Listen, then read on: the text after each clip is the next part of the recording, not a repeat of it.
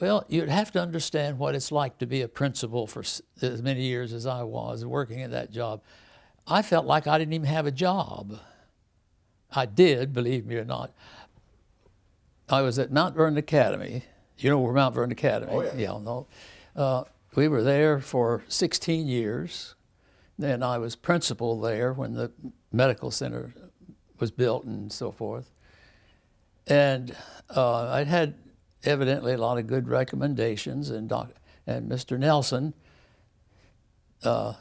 called up one day and said that they'd like to sponsor me to go to Ohio State and get a doctor's degree, and I just finished my master's. And I said, Mr. Nelson, I don't want to do that. I'd love to be helpful, but no, I'm weary with that. And then after, a couple months or so, he called. And he says, well, we've already going to sponsor one person. We'd like for you to come to Kettering. And he listed what he'd like for me to do.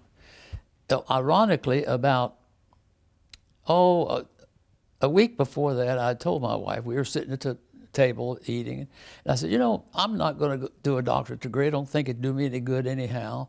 And but if they'd asked me to do this, this, this, and this, and if he had heard me and said it was so exact. And he said, can I come up and see you? And he came, well, he was already up at Worthington on the board there at Worthington Foods. And I said, sure. And he came up, interviewed me, and then a day or two later, they asked me if I would come. And I said, yes, we would. And what year was that? That was in 1967. Yeah, 1967. And vice versa. Yeah, I think it was extremely important because they felt it would be a way of training the kind of nursing and other medical people that they wanted. And of course, Mr. Nelson was absolutely sold on wanting a school. And in fact, they were in the process of opening a school of nursing, and they went to the state to get certification, all that, and they says, you don't want to do that. You need to go back, start all over, and open up a junior college. And the reason that we're started out as a junior college is because the state said, you don't want to, and they didn't even want to consider it, which was marvelous that they gave that counsel. It was one of those things that were going out of style, so to speak, and they wanted people with a degree and more of an educational background, and one that they could transfer to other institutions and have more recognition within the profession. And of course, within the Adventist educational system, there were no other junior colleges and none teaching nursing on that level. And interestingly enough, we had really quite a difficult time getting our first faculty together because, well, first of all, this new school, a junior college, I'm not going to risk my profession on it. And but finally we did, and we had a very dedicated faculty because they saw the possibility. And there was quite a number of returned missionaries that were so dedicated. And but now there are other in Florida. They are now imitating Kettering, and it is, of course, they're at Kettering. They're now offering as high as a master's degree. But every now and then I'll see some of my son, listen, fellas, I don't want you to wreck that school we started. They say, oh, we won't. We're building on a good foundation. So, and I think they are. It's great. Let's see. There was nursing, radiology, respiratory therapy, office assisting, housekeeping,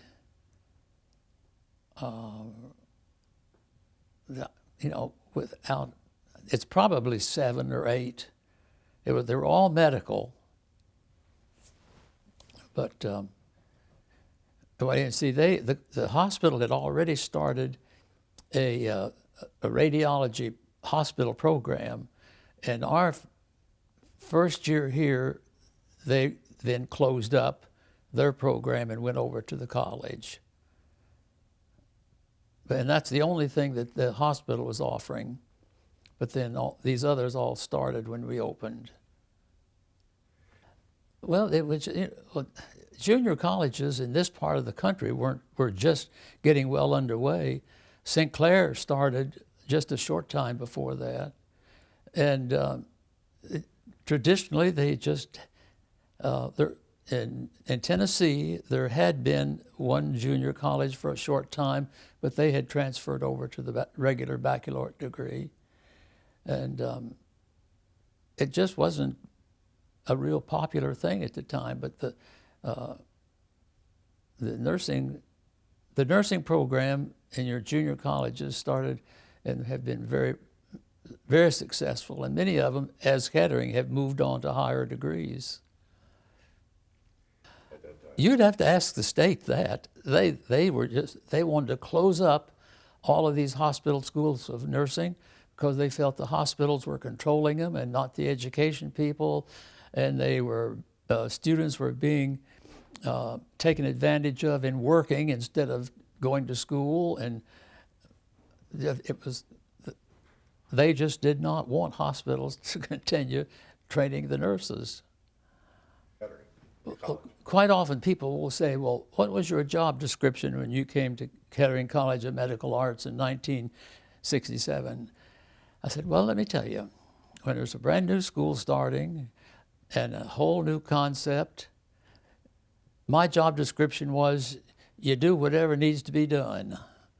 And that's the way we started. And everyone was that same attitude, whatever needs to be done. But basically, I was hired to be the registrar and director of student finance, but we did the campaigning. We'd go out and to the camp meetings at different places in the summer, and I did a workshop for the hospital, I don't know how many times, for leadership. And at that time we were much more, well, I shouldn't say that because I'm not there to verify it, but it seems that we were much more integrated in the hospital in the early years, all getting started together.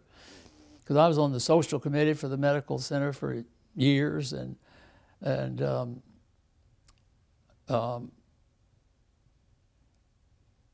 it was just you knew whatever had to be done, you did it, and you didn't worry about your job description. It was wonderful. It really was. Everybody felt very involved in the hospital. I have never felt any ill will or struggle because the hospital has always been very supportive, and we just felt a part of the hospital. Of course, then the network and all that stuff, I don't think was even in the wildest dreams yet. By this time, I had been at the academy for 16 years. And the last 4 years, I was a principal there. And at the boarding school, we had an enrollment of 350. And if you would like to have an interesting job, have teenagers round the clock, 7 days a week, and it was a very valuable thing. And I had my degree from Andrews University, then Emmanuel Missionary College, was in business and education. So I had a strong background in business. At the academy, I'd been the business manager, and the last 4 years I was the principal. And fortunately, I gotten along real well with all these various things and was well respected by the conference and had good references. And it couldn't have been a better background, I think. I couldn't foresee that a PhD would make me one bit better in the job I was doing, and no one encouraged me to do it because they didn't want me to be gone. Now, you didn't go back to take nursing classes? No. No? I thought you did. Yeah. Didn't you go through the nursing program? No, I had my master's degree when I came. Oh, what are those pictures? Well, now I did. The one time I looked through my folder to see what all I had, and I thought, I'd like to take a course here just for the experience of it so that I could better identify with the students. And I found that if I had everything already done in my bachelor's and master's degree, and except for human growth and development and microbiology. So I took those classes and then enrolled in nursing and went through the nursing program. At that time, Anna Mae Vaughn was in charge of the nursing program. And I said, Anna Mae, this is what I'd like to do, but I'll do it only if you will give me no preferences. You'll treat me just like every other student. Then I'd like to do it. Oh, they jumped at the idea. They thought it was wonderful if I had that background in dealing with the students. So you're right, I did. I went backwards, though, and did the associate degree after the master's.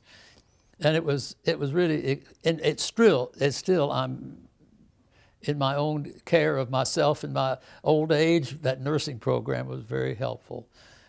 So yes, I did, and I graduated with the class, and I thoroughly enjoyed it. The only thing that one day I went home after I'd been on here for the lab and whatnot, I said, let me tell you something. If I had to work in childhood medicine, we'd have to starve to death. Emotionally, I could not handle it. And I did all right, but there was something so traumatic about going to Children's Hospital and see this 6-year-old, nice-looking kid, and you knew by the next week when you come back, he'd be dead with leukemia. I just couldn't, and my own 2 kids were about the same age. I could not handle it. But all the rest of it, I really enjoyed. In fact, and it's true, real often when I'd come in and work on Sunday to keep my skills up. And almost always the old women would say, are you coming back tomorrow? And so I thought that was, so, I really enjoyed doing it, but it got to the point where my job at the college was getting so heavy, I just couldn't handle it. Only because after I'd worked on Sunday, second shift, then I'd go home and I'd say, oh, I wished I'd have gone to talk to that lady's husband, or I wished I'd have done that, and I couldn't get to sleep. So I had to quit. But no, that was a good experience. And you're right, I did get more education. But Well, I just remember that everybody thought that was so cool that one of the faculty members would actually go back and go through that course that they were. And I thoroughly enjoyed it. And I had hoped that when I retired that I could maybe work weekends or something. But then I was ready to quit. Anna Mae was one of the most creative people, but I always told her, Anna Mae, you're a really creative person, but about a half what you do is crazy. And we'd just hash it all out, but take the other half, which was fantastic. And so, no, she just treated me as a regular student, and all the rest of the faculty, I was just there taking the same tests. And the most difficult test I've ever taken in my life was the RN. You go to Columbus, you go into this big auditorium, and sit at these tables, and they sit up there and tell you all the rules and regulations. And even if you have to go to the bathroom, you have to have someone to go with you. And there was one of the nursing students sitting on with a double table with me, and all of a sudden she says, "Oh, I can't see, I'm blind." She was so nervous and upset, and it was really. When I walked out of there, someone said, "Cowling, you failed that test." I said, "Yeah, I know it," but I really made some very good scores on it. But it is tough. What was she like as a teacher? Excellent. Anna Mae was an excellent teacher, and students had great respect for her. And she was kind of tough to get along with, but when she bumps up to me, she realized she had. I just loved standing up to her, and we got along fine. But it's. What were all the teachers like? How difficult was it to recruit? Well, they were all extremely dedicated to their job. They did a lot of extra work for helping students to get them through, because really well, first I was a real champion of students that were a good, strong B+ students, or even a good, strong B with appropriate motivation, that they should have an opportunity to take the nursing program. Because someone says, oh, we only want A minus. And I would just absolutely balk at it. And yet, at this point, I still think some of the best bedside nurses are some of those that were B+ students. They didn't want to be a head nurse or administrator. And so many of your A students, and they go on to be administrators and so on. And no, the teachers were extremely dedicated to helping the students to get through, and I think it had a very strong influence, and I think it still does. Where I think it fosters a type of kindness, concern, trying to be helpful. In fact, there's the lady that my wife goes to for her permanence and all that stuff. Their daughter had gone through another school, I won't mention it, but local, and she had taken their entrance test for nursing and missed their standard by 1 point, so they wouldn't accept her. And so she started in another school in the area and hated it. And she had a friend that says, I'm going to Kettering, you'd love it. Well, the finances was a little bit of a struggle for them, but they decided that she'd apply, and she at Kettering was accepted, and she'll finish this year, and she has loved it, has nothing but good to say about all the teachers, how helpful they are, and they're so interested in their students. And I think that atmosphere has been very strong through all the years that it's been operating. Tell me about Dr. Sanborn. About? Dr. Sanborn? Oh, yes. Dr. Sanborn was the, I don't know, it was academic dean or vice president or something at Salem College in West Virginia. Well, I had met him on numerous occasions when we were visiting, campaigning for students and all that type of thing, and I knew him very well from that kind of exposure. And he finally agreed that they couldn't find anyone with a PhD that was willing to come to a junior college at a hospital. They just wouldn't put their profession on the line like that. Well, he came, and he had had a major heart attack there, but he had fairly well recovered, and he was an extremely dedicated, fine Christian man.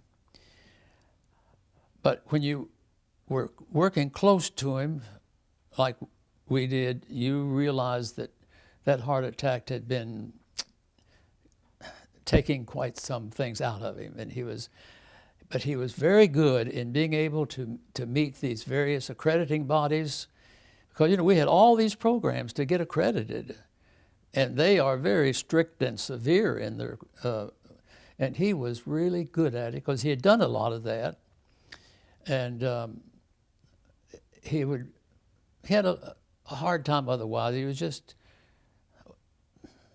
well, the heart attack had taken its toll. And when he would go on meetings for the head of the college with other groups, he always wanted me to go with him. Oh, I'd be a nervous wreck. I thought, what if the man dies?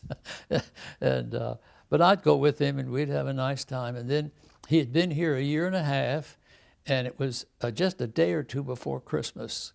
He was out in his garage making some toys for his grandchildren, dropped dead. And Marlo Schaffner was here then. So I got Anna Mae, and I said, Anna Mae, we've got to just quietly move in, do his job. while they're hunting for somebody else. And we did.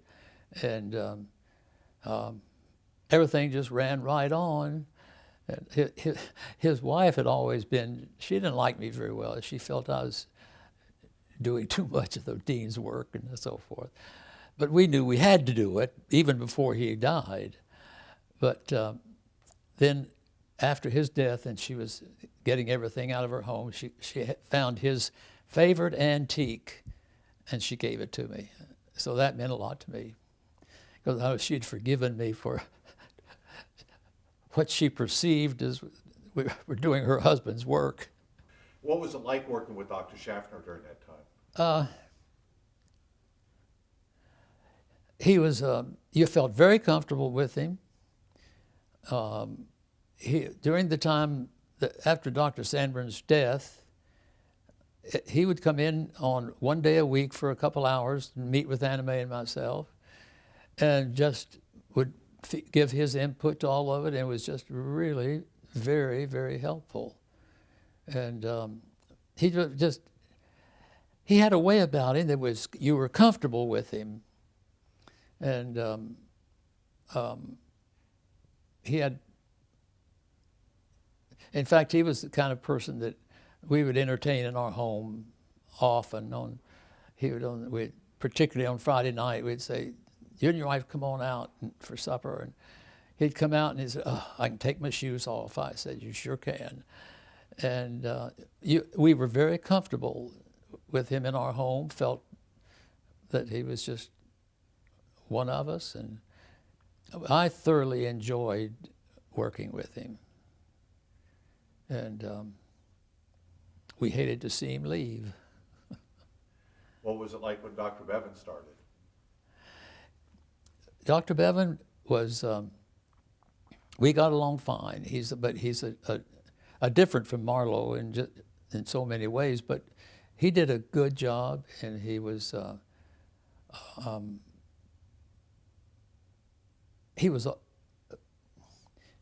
very strong in a lot of his things, and he was gone a lot because he was so in demand for speeches here and there and everywhere, and I always declared that give him 15 minutes and he could talk about anything in the world and do a wonderful job of it. And we got along fine. He was a very strong leadership. And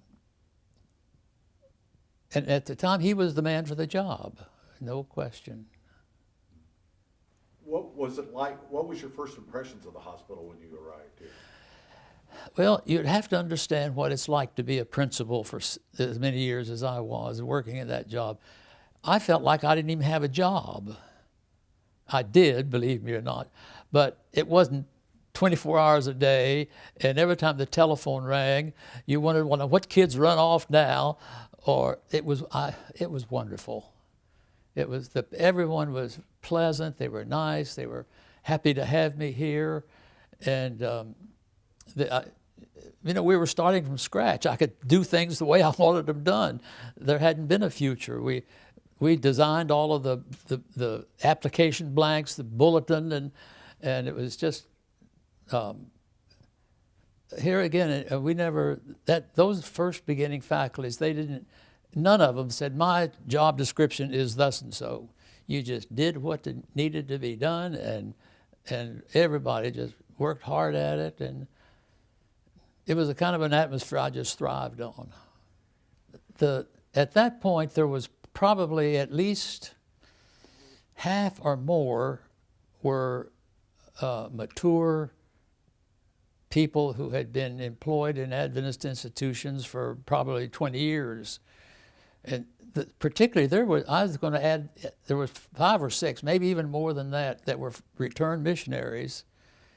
And they were just so dedicated and used to working around the clock, and they worked with the students and fit right in to help with whatever needed to be done, and it was wonderful. We thoroughly enjoyed it, and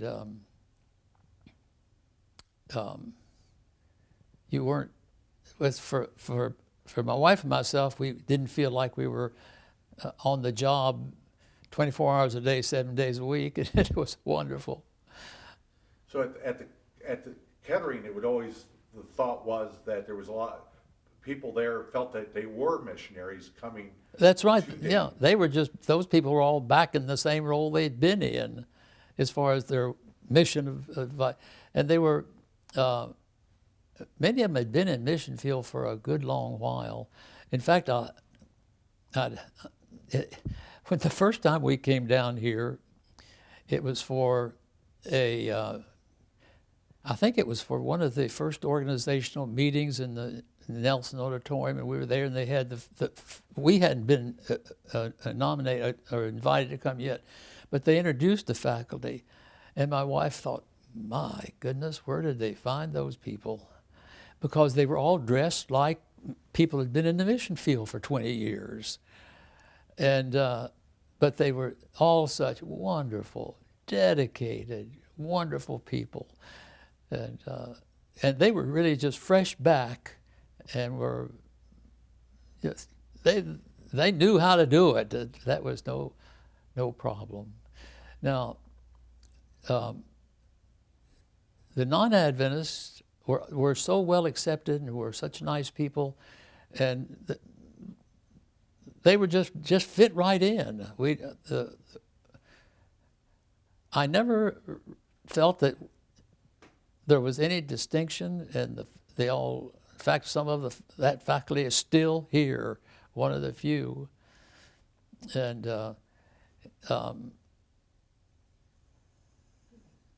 now, Dr. Sandburn was good at helping people to get a feel of the Adventist philosophy. He was really very good at that. And so was Dr. Schaffner and Dr. Bevan. They were just, this was the kind of people we all were. And Who are some of the people that are still here that you remember? not many. I think Doctors Rodenberg, both of them, are still here. What was she like in the early days? Oh, she was always my best buddy. She was such a nice person, and she would come in the office. We'd discuss students, and her husband, of course, has only worked here since they retired, but she's worked here for a long time, and you just couldn't ask for a nicer person, and we were just good friends. What is kind of the requirements of teaching at the college? You know, besides having the knowledge, what is the other requirements of teaching at the college? Well, I think basically their lifestyle, that is that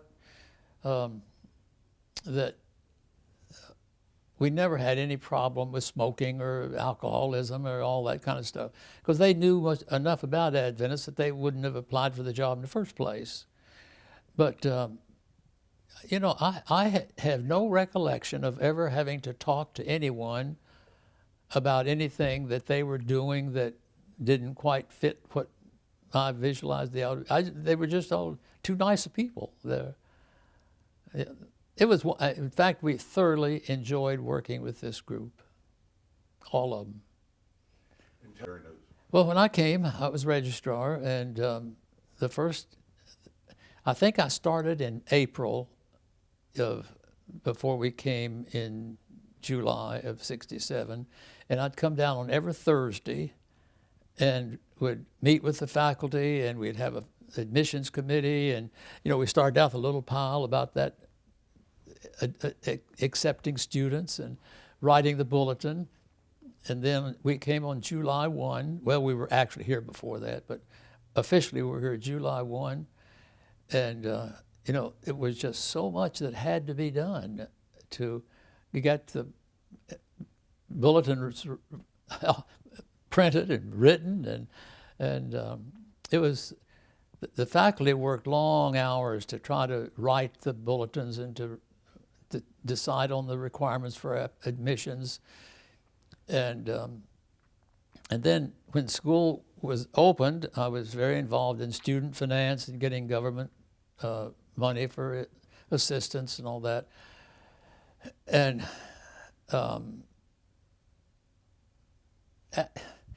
as the years gone by and people would come and go and I was still here, I was just kind of leading out. And the last quite several years I was made academic dean, so I was just working with all the stuff. And what we looked for is we wanted them to be, we really didn't give much notice to them unless they were at least a B average. But then we were very interested in any activities that they were involved in high school or the academy, recommendations for their character, and many of them we'd have interviews with.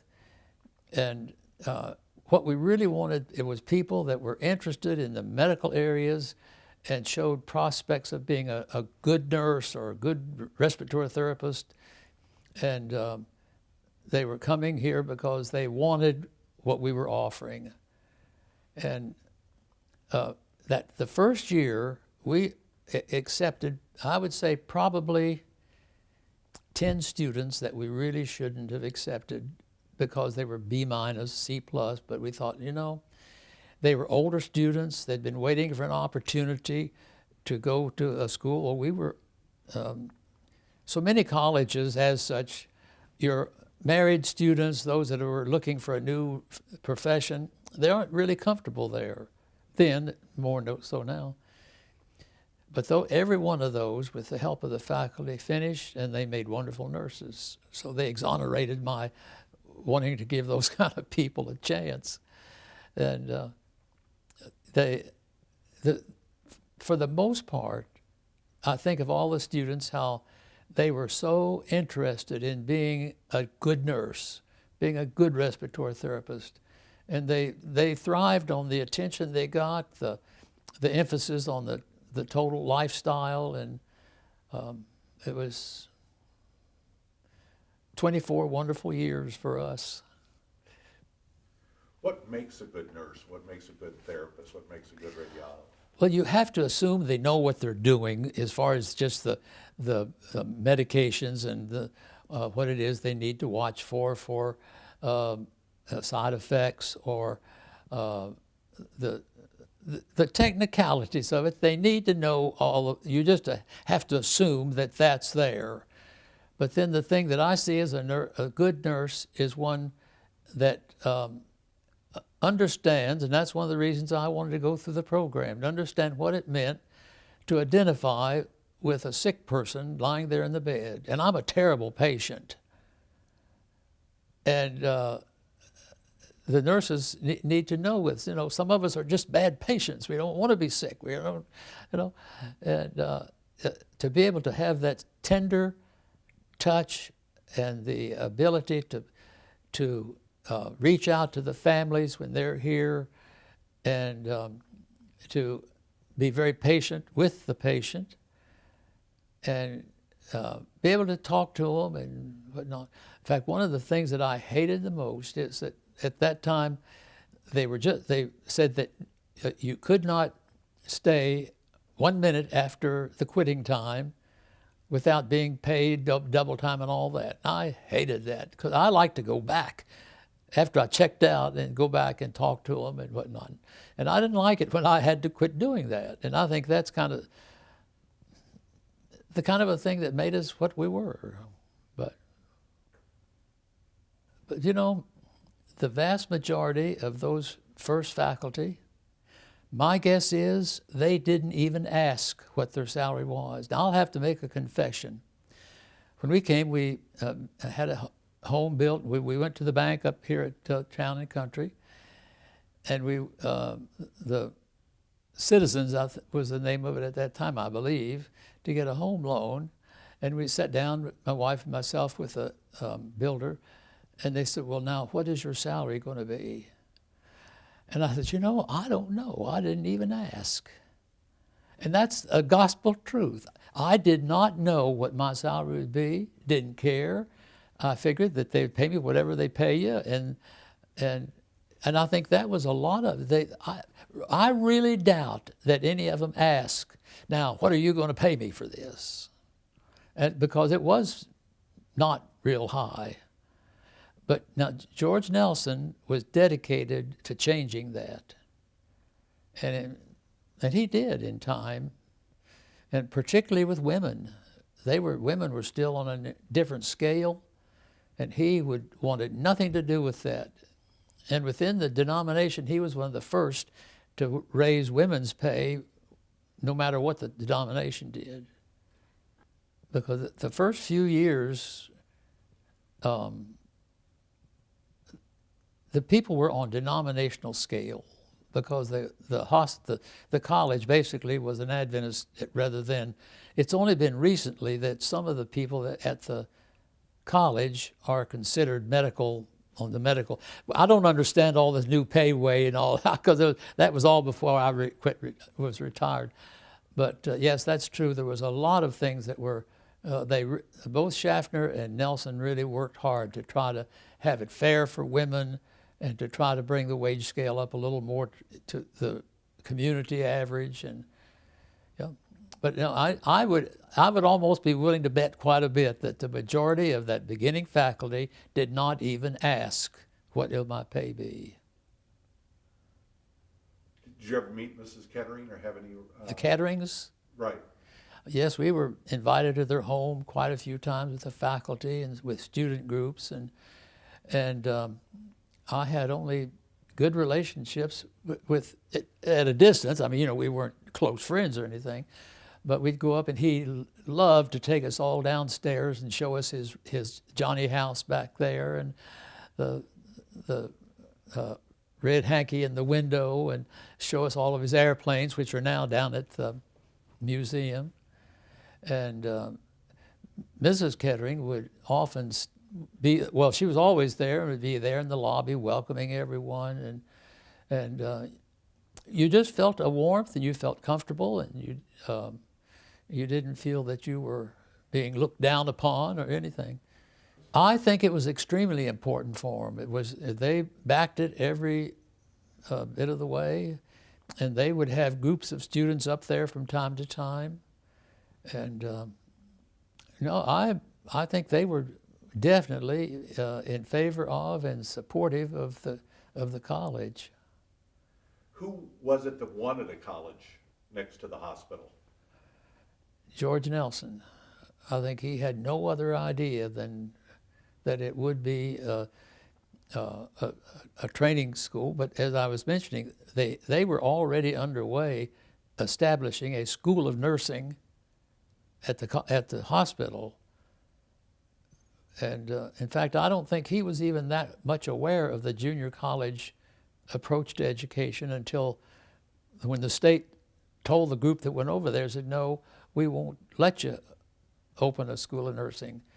You go back and rewrite it for a junior college. And he bought into it immediately.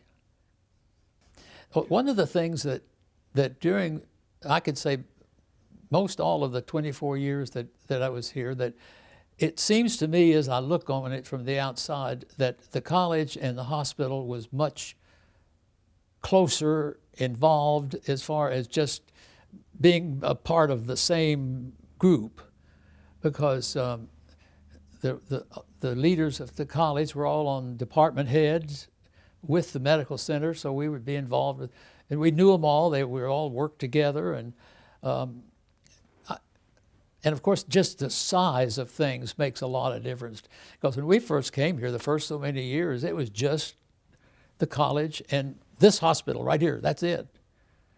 Because it was during Marlowe's time that they bought the land out for Sycamore and all this, but that was still just a farm out there.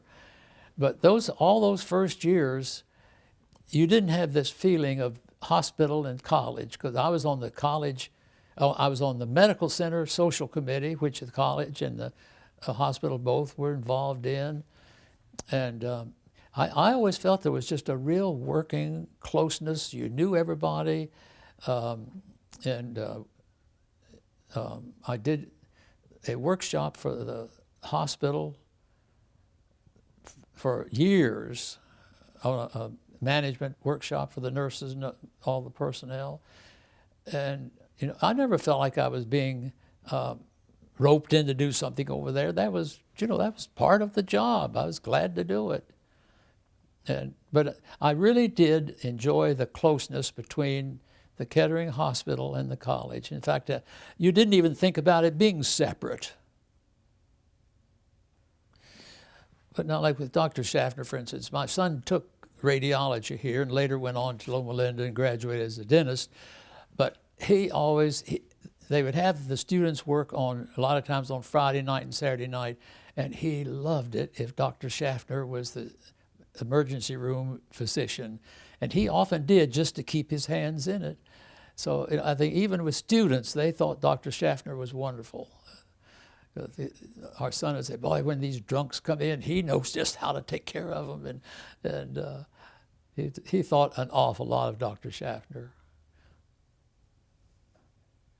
I think the very fact that I was here from the day one and was involved in so much stuff at the college, and because some of the people said, after I left, they had 8 people come to take my job. Well, that was an exaggeration, of course, but there was several of the people really wanted me to stay 2 more years. And I said no, because when I retired, because I knew that if I'd have stayed around, it would have been hard on whoever came in as the new dean or whatnot, because during those last years and whatever they wanted, they came to see me for it, because I had my hands in all of it, because I wrote it, and no, it was a most satisfying thing. But another thing about, though, I would mention, I've often thought of, the Ketterings did not want around the medical center to become an Adventist ghetto, because it tended, where there's colleges and hospitals, that people would tend to live right around it and whatnot. Well, because of their experience at Hinsdale, they really liked it, and that's why, you know the story for that. But they did not want around this place to be a Adventist ghetto. And I think my wife and I have mentioned more than anything else how much we have enjoyed living in Centerville. We've had wonderful neighbors. We've made good friends with all the people. And if we would have been all located in one tight community, we'd have been denied that. In fact, I think so often of the wonderful neighbors we've had, and I think that was one of the highlights of our coming here, to where we were not we were in an area where you could be friends and have friends with everybody, and we loved that aspect of it, and still do. Of course, they didn't really need to worry about it happening, because all of us coming here, we couldn't afford to buy the property around here anyway. So what I was mentioning about the young lady who's taking nursing here, that is the daughter of my wife's beautician, I think that speaks so well for the college and the hospital, that people come here, and you won't use it inappropriately, I know, but she started at Wright State and absolutely hated it. The teachers just didn't care and all that stuff. And she loves this college and this hospital. And I think that says something, a lot more than anything I could tell you, that people that are actually here and are right with the teachers and everything, and can say, oh, I just love going to school there. So that says a lot. But that's the kind of thing that can say more than anything any of us can say, when the person is actually here. And for 40 years, 16 at Mount Vernon and 24 here, and you start adding up how many young people I knew. They knew me, but I can't remember all of them. And so, up in Michigan, they have a big camp meeting up there, and in the summer, we go up and spend the summer up in Traverse City, and we'll go to camp meeting down there, and inevitably people come, oh, Mr. Cowling, do you remember when you told me this and so? And I'm thinking, I don't remember you, much less what I told you. I hope it was good. But everywhere I go, people, they remember me, because, there's just one of me, but there's thousands of them, and I treasure that so much. So, and I'm always meeting them and have a chance to visit. And so, and one student came here. He was in respiratory therapy, and he was probably 21 or 2. But he had all of his teeth were still his baby teeth. He had never lost them. And I felt that was such a handicap for him. So I called one of my dentist friends here, and I never hesitated to say, would you do so and so for me, and or charge me next to nothing for it. And I raised the money, and he agreed to do it. And then I called him in and talked to him and told him how important it would be for him to have more presentable teeth and whatnot. And he said, oh, yes, he'd do it. And then, a couple months later, he came in, stuck his head around the corner of my office and just gave me a big smile. And, that was worth a paycheck to me. So I think it's that kind of a thing that they did and are still doing, I think. And my mother was one of 7, and my dad was one of 8. And then you take all of those people, and I'm always saying my cousin so-and-so. In fact, and when Dr. Williams was the dean, he said, you don't dare say a word about Eugene Cowling anywhere. There'll be a cousin present to hear it. And so it's true. You just, even the interest in the faculty, and I came from down in the southern Appalachia Mountains of West Virginia. But at my dad's funeral, he came down there to the funeral, and that just said so much of the interest that people try to take in each other. And he'd always heard me talking about my cousins and all, and later he says, I believe you now.